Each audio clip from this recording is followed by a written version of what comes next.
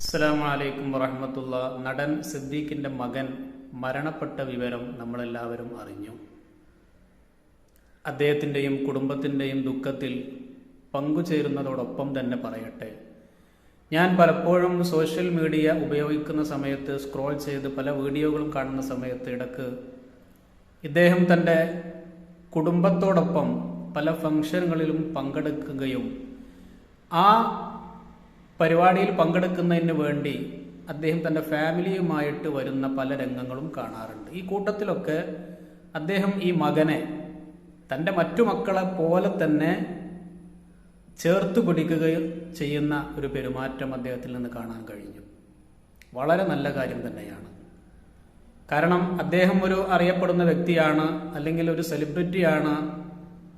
അപ്പോൾ അങ്ങനെ ഒരു ഫംഗ്ഷനിലേക്ക് പോകുന്ന സമയത്ത് ഈ രൂപത്തിൽ ചിന്തിക്കുന്ന ആളുകൾ പോലും പൊതുജനങ്ങളിലേക്ക് ഇറങ്ങിച്ചെല്ലുന്ന സമയത്ത് പലപ്പോഴും ഇങ്ങനെ തങ്ങളുടെ കുടുംബത്തിൽ ഒരു മകനുണ്ടെങ്കിൽ അവരെ കൊണ്ടുപോകാതിരിക്കുകയും അല്ലെങ്കിൽ അത് തങ്ങളുടെ സ്റ്റാറ്റസിനെ ബാധിക്കുമോ എന്നൊക്കെ വിചാരിച്ചിട്ട് അവരെ മാറ്റി നിർത്തുകയും ചെയ്യുന്ന ഒരു സ്വഭാവം ഇദ്ദേഹത്തിന് ഉണ്ടായിരുന്നില്ല. വളരെ നല്ല ഒരു കാര്യം തന്നെയാണത്. നമ്മുടെ നാടുകളിലൊക്കെ ഇതുപോലെയുള്ള ഒരുപാട് ആളുകളുണ്ട്. ഇതുപോലെ പല കുറവുകളുമുള്ള, പല ഓട്ടിസം ബാധിച്ചതും വൈകല്യമുള്ളതുമായ പല മക്കളുമുള്ളവർ ഒരുപാട് കുടുംബങ്ങളുണ്ട്. ഒരുപക്ഷെ നാട്ടുകാരായ ആളുകൾ പോലും അദ്ദേഹത്തിന് ഇങ്ങനൊരു മകനുണ്ട്, ആ മകനെ കാണാത്ത നാട്ടുകാരിൽപ്പെട്ട പലരും ഉണ്ടാകും. കാരണം എന്താ, ഇങ്ങനെ ഫാമിലിയുമായിട്ടൊരു ഫംഗ്ഷന് പോകുന്ന സമയത്ത് ഇങ്ങനെയുള്ള മക്കളുണ്ടെങ്കിൽ അവരെ മാറ്റി നിർത്തുന്നു, അവരെ അത്തരം പരിപാടികൾക്ക് കൊണ്ടുപോകുന്നില്ല. അല്ലെങ്കിൽ പുറത്തേക്കൊന്ന് ഫാമിലിയുമായിട്ട് പോകുമ്പോൾ പോലും ഇങ്ങനെയുള്ള മക്കളെ മാറ്റി നിർത്തുന്നു. പല കുടുംബങ്ങളിലും ഇങ്ങനെയുള്ള കുട്ടികളെ വീടിനകത്ത് പൂട്ടിയിടുന്ന കാഴ്ച വരെ നമ്മൾ കാണാറുണ്ട്. കാരണം അതൊരു കുറവായി കാണുന്നു. മറ്റുള്ളവരെന്ത് വിചാരിക്കുമെന്ന് തോന്നുന്നു. അതുപോലെ തന്നെ ഫംഗ്ഷനിലേക്ക് പോകുന്ന സമയത്ത് അവരെ നോക്കാൻ എനിക്ക് സമയം കിട്ടൂല, അല്ലെങ്കിൽ അവരെ കെയർ ചെയ്യാൻ എന്നെ കൊണ്ട് കഴിയില്ല, ഇങ്ങനെ പല എക്സ്ക്യൂസുകളും പറഞ്ഞുകൊണ്ട് മാറുന്നു. സത്യത്തിൽ ഇവരെ കൊണ്ടുപോകുന്നതിന് അവർക്ക് കഴിയില്ല, അല്ലെങ്കിൽ ഇവരെ കൊണ്ടുപോയാൽ അതെൻ്റെ സ്റ്റാറ്റസിനെ ബാധിക്കും എന്ന് കരുതിയിട്ട് തന്നെയാണ്. അല്ലാതെ മറ്റുള്ള പറയുന്നതൊക്കെ വെറും മുടന്ത ന്യായങ്ങൾ മാത്രമാണ്. പക്ഷെ ഇദ്ദേഹം അതിൽ നിന്നെല്ലാം വ്യത്യസ്തമായി കൊണ്ട് തന്നെ ഫാമിലിയായിട്ട് പോകാൻ പറ്റുന്ന എല്ലാ ഫംഗ്ഷനുകളിലും അദ്ദേഹം ഈ മകനെ കൊണ്ടുപോകാറുണ്ട്. മകൻ അദ്ദേഹത്തിനൊരു തടസ്സമായിരുന്നില്ല. മകൻ്റെ കുറവുകൾ, മകൻ്റെ മറ്റു ആളുകൾ അവരുടെ കണ്ണിൽ കാണുന്ന കുറവുകളൊന്നും ഇദ്ദേഹത്തിന് അതൊരു കുറവായിരുന്നില്ല. എല്ലാറ്റിലും ഉപരി അദ്ദേഹത്തിൻ്റെ മകനാണ്, അദ്ദേഹം ഒരു മനുഷ്യനാണ്, നമ്മളെപ്പോലെ തന്നെ ഒരു വ്യക്തിത്വമുള്ള വ്യക്തിയാണ്. ഇതൊക്കെ മനസ്സിലാക്കിക്കൊണ്ട് തന്നെ അദ്ദേഹം തൻ്റെ മകനെ ചേർത്ത് പിടിച്ചുകൊണ്ടിരിക്കുന്ന ഒരുപാട് വീഡിയോകൾ ഞാൻ കണ്ടിട്ടുണ്ട്. ഏതായിരുന്നാലും നമുക്കെല്ലാവർക്കും അതിൽ നിന്നുള്ളൊരു മാതൃകയാണത്. നമ്മൾ എത്ര ഉയരങ്ങളിലെത്തിയാലും, നമ്മൾ എത്ര വലിയ സ്റ്റാറ്റസുള്ള വ്യക്തിയാണെങ്കിലും അത്തരം ആളുകളെ ചേർത്ത് പിടിക്കുമ്പോഴാണ് അതിന് കൂടുതൽ സൗന്ദര്യം ഉണ്ടാകുന്നത്.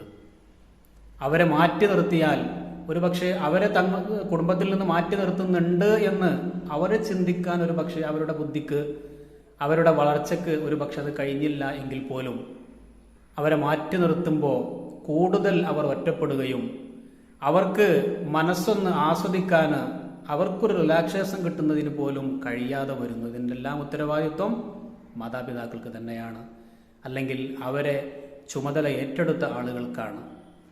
ഇങ്ങനെ പൊതുജനങ്ങളിലേക്ക് ഇടക്കിടക്ക് ഇങ്ങനെയുള്ള ഫംഗ്ഷനുകളൊക്കെ അവരെ കൊണ്ടുവരുമ്പോഴാണ് സത്യത്തിൽ അവരെ ഒന്ന് പരിചയപ്പെടാനും ഇതെൻ്റെ മകനാണ്, ഇന്നാലിന്ന പ്രശ്നങ്ങളുണ്ട് എന്നറിഞ്ഞുകൊണ്ട് തന്നെ അവനെ പരിചയപ്പെടുത്തുന്നു. അവർക്ക് ഇന്നാലിന്ന പ്രശ്നങ്ങളുണ്ട്.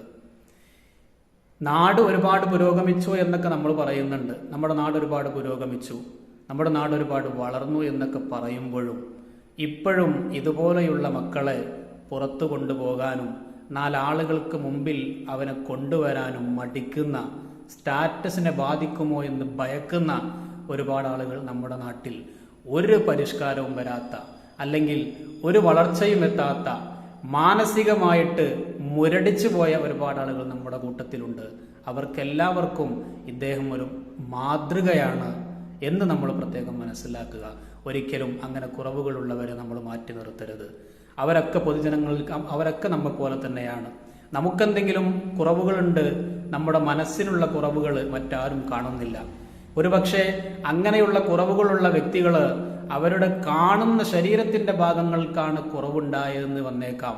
പക്ഷെ അവരുടെ മനസ്സ്, അവരുടെ ഹൃദയം വളരെ നിഷ്കളങ്കമായ ഹൃദയമായിരിക്കും.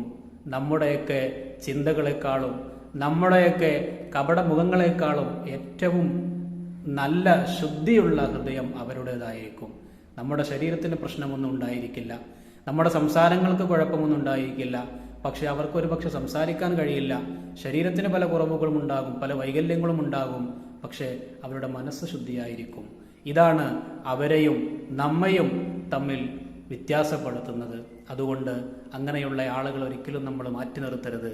അവരൊക്കെ നമ്മൾ നമ്മുടെ മുഖ്യധാരയിലേക്ക് കൊണ്ടുവരണം. അവർക്ക് ലഭിക്കുന്ന സന്തോഷത്തിന്റെ നിമിഷങ്ങൾ നമ്മൾ കാരണമായി ഒരിക്കലും തടയപ്പെടരുത്.